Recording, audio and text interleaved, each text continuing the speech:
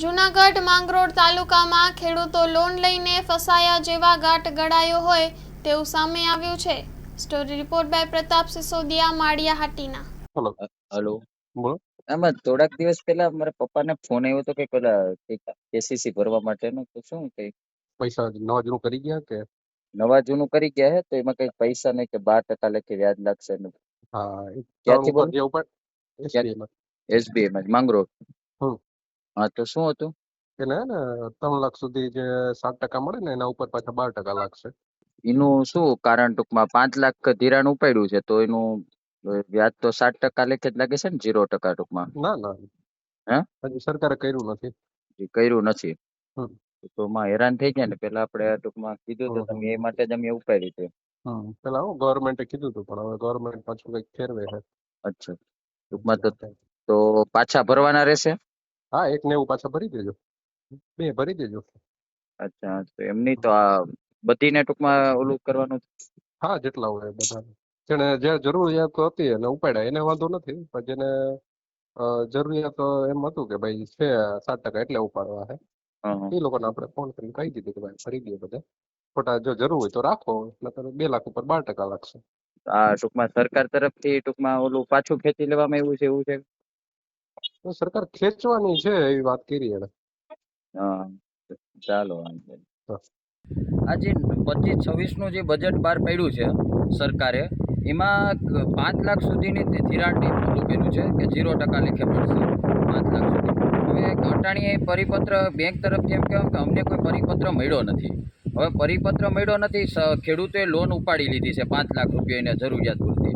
હવે અહીંયા બિયારણ, અન્ય કામ, ગોડાઉન, કોઈ ટ્રેક્ટર અને અન્ય મજૂરીના કામમાં ખર્ચ કરી દીધા છે પૈસા।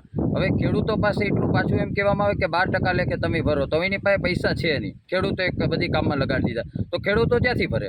ને સરકાર એક લોલીપોપ આપવાનું જ કરે છે કામ।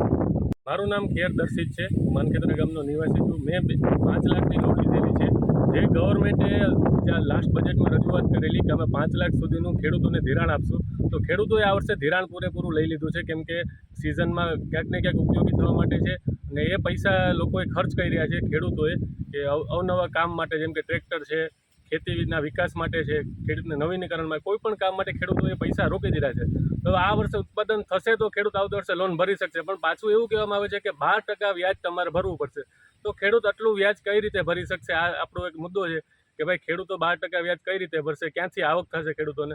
તો આ એક જે સરકારનું છે કે જે બેંકે આપણે કીધું છે કે ભાઈ આ વસ્તુનું ખલન કરવામાં આવે અને આ વ્યાજ ટૂંકમાં ના ભરવું પડે, કેન્દ્ર સરકાર અને રાજ્ય સરકાર આ વ્યાજની ચૂકવણી કરે, એ આપણી માંગણી છે। હેલો ભુજ, તો કેમ છો તમે?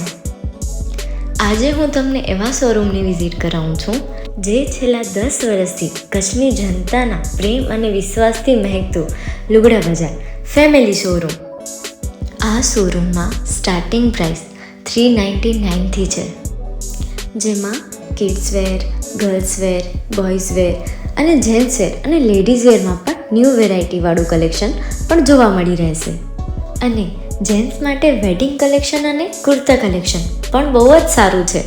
એનિમલ મૂવીનો પાર્ટ 2 આવે કે ના આવે, પણ એનાથી પહેલાં અમે લઈ આવ્યા છીએ લુગડા બજાર પાર્ટ 2, જેમાં તમને કિડ્સ વેરમાં વિન્ટર વેર સમર કલેક્શનનો ન્યૂ સ્ટોક આવી ગયો છે। લેડીઝ વેરમાં પણ ન્યૂ ડિઝાઇનમાં kurti, top and coat set best price थी स्टार्ट थाय छे। तो जेंट्स वेर में भी मिल जाएगा boss, leather, jacket, brand pants and check shirts, formal shirts, track pants पर बेस्ट थी बेस्ट प्राइस साथे।